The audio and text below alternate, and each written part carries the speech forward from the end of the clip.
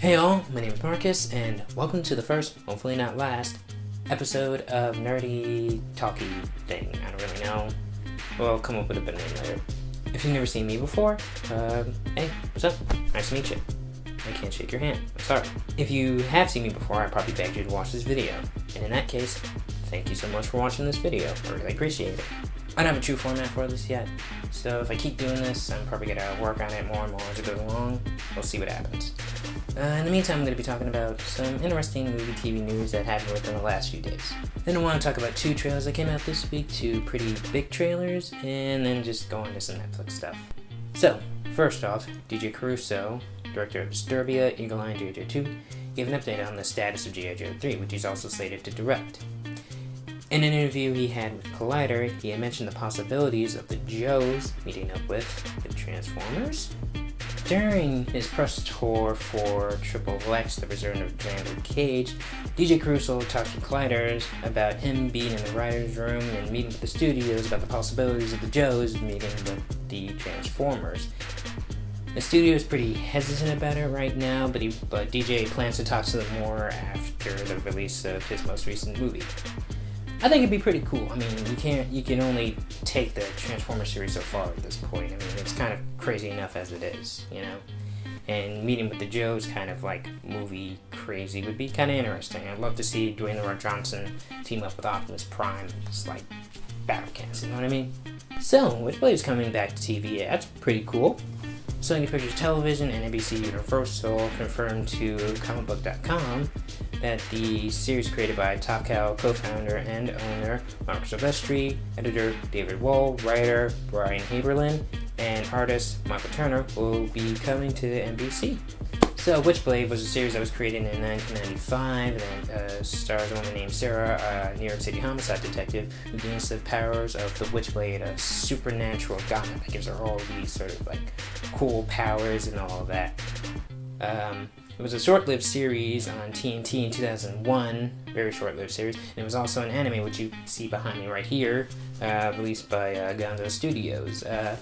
You know, excited for it. I never seen the TV series personally, but watched the anime, and I'm pretty excited for it, so we'll see how that goes. So, in keeping the Sony train rolling, Sony Animation, along with Phil Lord and Chris Miller, have both announced that the new upcoming animated feature-length Spider-Man film, no relation to the Marvel Cinematic Universe, the star of this Spider-Man film will in fact be Miles Morales, not Peter Parker. So for those that don't know, Miles Morales is a half black, half Hispanic teenage superhero. He takes over for Peter Parker after he dies by the hands of the Green Goblin and becomes the ultimate Spider-Man. At least he was the ultimate Spider-Man until the Secret Wars happened, when that universe was destroyed along with a bunch of other universes, and a bunch of those universes had fragment universes that combined into one universe that Doctor Doom ruled, and then that got stopped, and then the universes sort of came back, but not the actual ultimate universe. It's a whole complicated, forget it. That character is pretty cool. I'm really excited to see what the animated movie does with his family, his friend. He has a bunch of sort of interesting supporting characters. His uncle in particular, he's like a villain, and there's like a relationship between him and his father that's pretty cool. I'm very interested to see where they go with this animated movie. And the director of this will be, I butchered his name before in a take, I'm sorry, Bob Persichetti. I hope I'm pronouncing that right. If I'm not, I apologize if you ever see this. Doubtful. But it'll also be co-directed by Peter Ramsey, and if you don't know him, he was the director of Rise of the Guardians, that DreamWorks animated film with all the holidays being sort of superheroes. So I'm pretty interested to see where it goes. Speaking of Marvel, Dan Buckley, previously the publisher of Marvel Comics, has now been appointed to be the new president of Marvel Entertainment as a whole. I feel a lot better about this choice of president than some others that we won't talk about on this show. As previously mentioned before, he was the former publisher of Marvel Comics. He's been in the company for years. He's been in the production. He's been in the producer role for a lot of various Marvel Entertainment roles, and now he's going to be president, and he's going to report directly to Ike Perlmutter, who is the CEO of Marvel in general. Don't look for this to affect the Marvel movies, the MCU movies at least, in any way, because that's run by a completely different studio. That's Kevin Feige holding that, and he reports to the big man upstairs at Disney.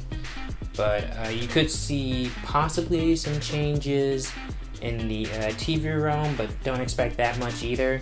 Dan Buckley is also involved in TV. He actually appointed Jeff Loeb to be the Marvel television producer that he is right now. So just some interesting Marvel news for you right there.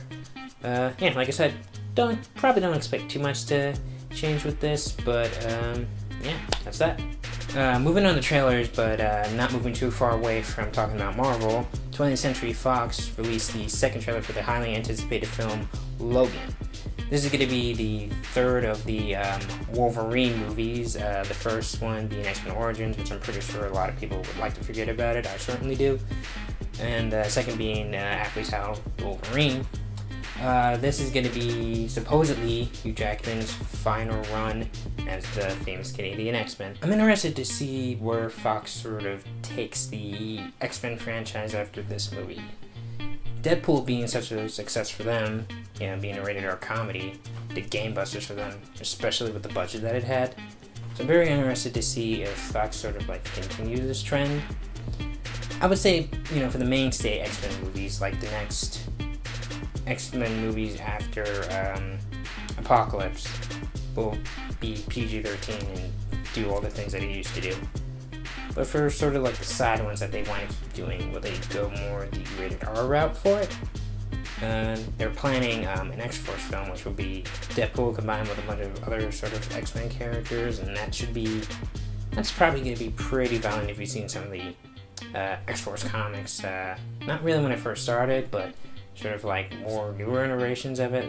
Some X-Force comics have been pretty violent, so I'm curious to see if they're going to start going sort of more that route, go more adult, to counteract the Marvel Cinematic Universe's sort of family, everyone's sort of included appeal, which Marvel, Disney, Marvel Cinematic Universe, they can sort of get away with doing stuff like that on their Netflix end, so they're good on that end.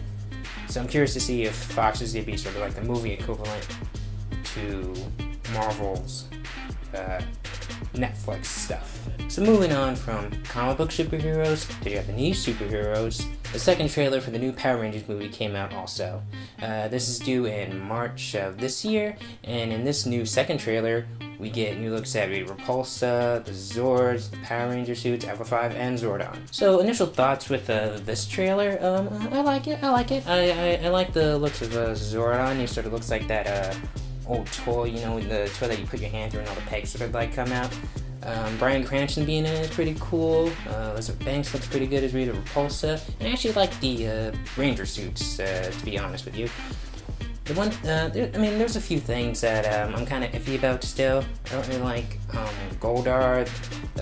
If you've seen the original Power Rangers that released back in the early 90s, he was just this monkey or lion thing, sort of with a gold suit. And here he just looks like he's a meshed up thing of gold and stuff, and I don't really dig that as much. The Zords also, I'm not too crazy about. I can see. I can kind of see what they're sort of going for, because you can't really translate the look of those old Zords because they're all blocky and stuff. It's sort of the compromise between, making the Transformers look like how they did in the cartoon versus the movie. And they kind of went with that, but then the downside of that is that it looks like a Transformer from the Michael Bay movies. And again, not really sort of feeling that. But I do like the tone. I like how it's still kind of corny like the original Power Rangers was. So I'm looking for it. I'm cautiously optimistic about this. But we'll definitely see how that goes. So lastly, on the Netflix side of things, I've been watching two shows in particular. One recently just came out, and the other just added new episodes for its second season. So Lemony Snicket's A Series of Unfortunate Events, the Netflix series, premiered on Netflix last week.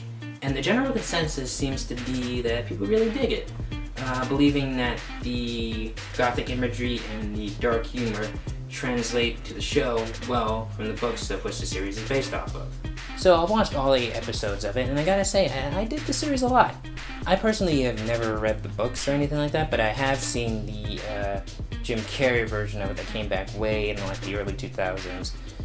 And I had to say, I really dig the dark humor. I love the imagery. I love the cinematography of it, and I think the kids do a really good job, as well as all the supporting cast and Neil Patrick Harris. He kills it in a lot of different roles. So I mean, I expect no less from him.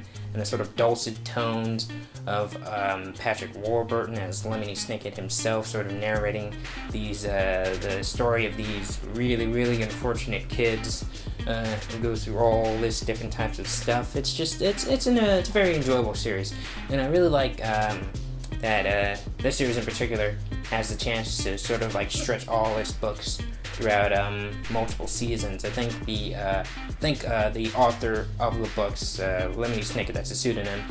He's a producer on it, and he said something to the effect of they're going to be splitting it into 3 seasons. It's going to cover like 3 to 4 books each, and I think that's a really smart model. That way we have like an actual conclusion for the series. It's been confirmed that's going to get a 2nd season, so I'm really looking forward to seeing where it goes on from here.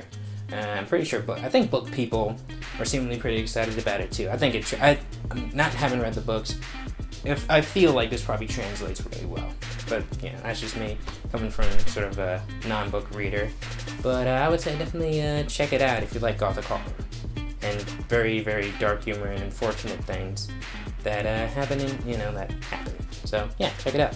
Voltron, Legendary Defender, came out with its 2nd season this weekend, and I gotta say, after watching a few episodes of it, I like it as much as I did the 1st season. This series was created by the same team that worked on Avatar: The Last Airbender, as well as Avatar: Legend of Korra for Nickelodeon.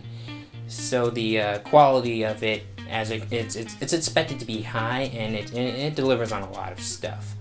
I was kind of sleeping on this series a little bit. When they first announced it was going to be made, I was initially kind of like with it. Was never really into Voltron. I mean, I had the toys that came together. I think I only had like 3 of them, and I always wanted the like other 2. Like I was missing like an arm and a leg, like literally.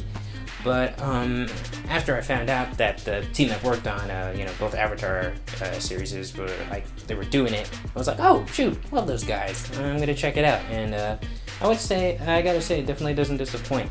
Has a lot of great animation, great action, great characters. Have a few different cool voice actors in here. They have Stephen Yeun, Glenn from Walking Dead. They have the voice of Finn, I believe is like Jeremy something. Tyler Lieben, I believe, is in there somewhere, and a few other like sort of veteran voice actors like Josh Keaton. And it's definitely a very, very enjoyable series. Very imaginative, very colorful. If you love animation, if you love action series, I would definitely say check it out. So, let me know what you think of this video. I want to try to do different types of things. Since I'm pretty new at this, I want to experiment a little bit more. So, any feedback that you guys have would be greatly appreciated. Please subscribe, hit the notification button if you really like what I do. Hopefully you do like what I do. I don't really have a schedule quite yet, but I'm going to try to put up new videos at least once a week and see how that works. So anyways, thanks for sticking around. Hopefully you guys see me in the next video. Hopefully, maybe. But until then, I'll catch you later.